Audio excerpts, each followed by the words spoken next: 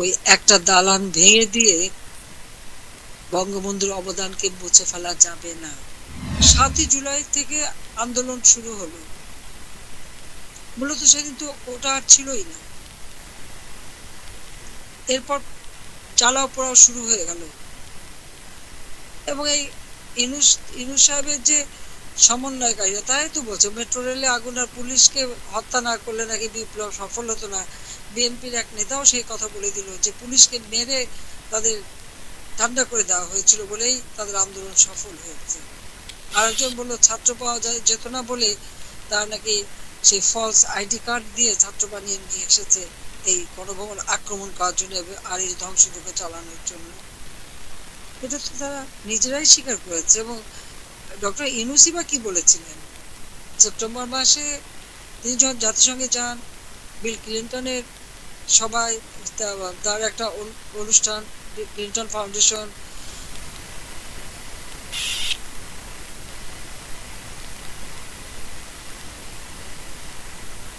সেখানে তো নিজেই স্বীকার করলেন যে এই আন্দোলন কোনো মানে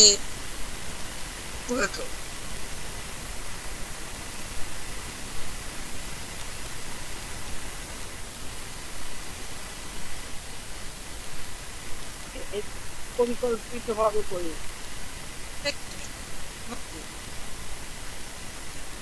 এই লোকটার যে কত মিথ্যাবাদী আপনারা দেখেন। ঠিক তারপরে এই মাত্র গত এই জানুয়ারিতেই তিনি গেলেন সুইজারল্যান্ডের ডাভোসে, ওয়ার্ল্ড ইকোনমিক ফোরামে। সেখানে কি বললো? বলে আমি তো কিছুই জানতাম না, এরকম যে ঘটনা হবে কিছুই জানতাম না, আমাকে সবাই এনে ক্ষমতায় বসালো, ছাত্ররা এনে ক্ষমতায় বসালো।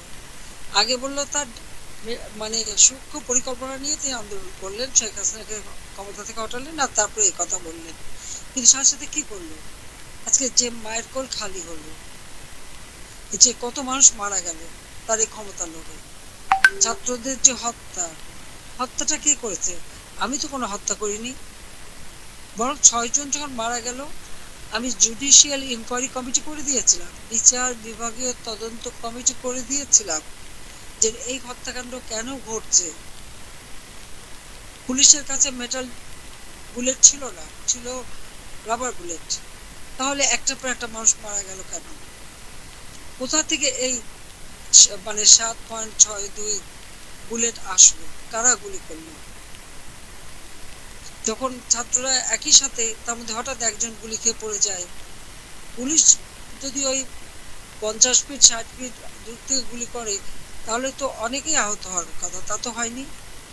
আজকে যদি প্রত্যেকটা লাশ, এই যে ছাত্র যারা মারা গেছে তাদের লাশগুলি তুলে যদি পোস্টমর্টম এবং ফরেন্সিক করা হয় তাহলে আসল সত্যটা বের হবে। এবং এরা যে অপরাধী, এটা যে পরিকল্পিতভাবে হত্যা করা হয়েছে, এবং যার জন্য এই ইউনূস তার এই সমন্বয়কারীরা এরাই যে দায়ী, এরাই যে পরিকল্পিতভাবে হত্যা করেছে, তার প্রমাণ এটাই যে 15 জুলাই থেকে যতগুলি হত্যাকাণ্ড, অগ্নিসংযোগ যা যা হয়েছে সেগুলিকে দায় মুক্তি দেওয়া হয়েছে।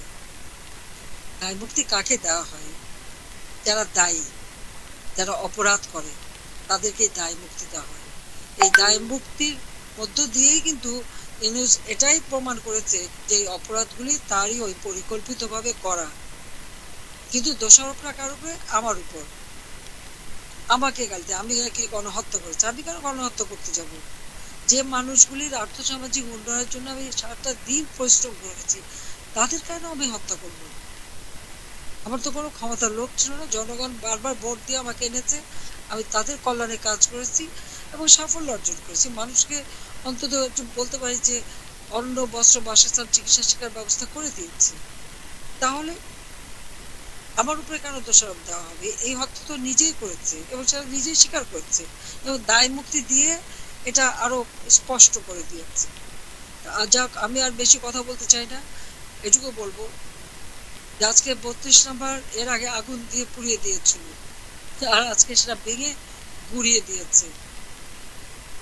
জাতির পিতাকে তো হত্যা করেছে, আমার 3 ভাই, 10 বছর রাসেলকেও ছাড়েনি, কামাল জামালের নবপ্রীতবধূ তাদেরকেও ছাড়েনি, আমার মাকেও ছাড়েনি, আমার চাচা মঙ্গুচুর তাকেও ছাড়েনি, তাদেরকেও হত্যা করেছে।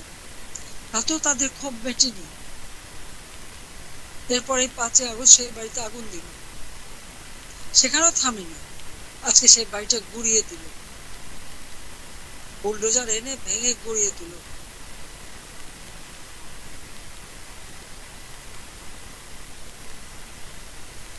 আমাদের মুক্তিযুদ্ধ, আমাদের মুক্তি সংগ্রাম, এই ইতিহাস পরিবর্তন করার চেষ্টা, বঙ্গবন্ধুর নামটা মুছে ফেলার চেষ্টা।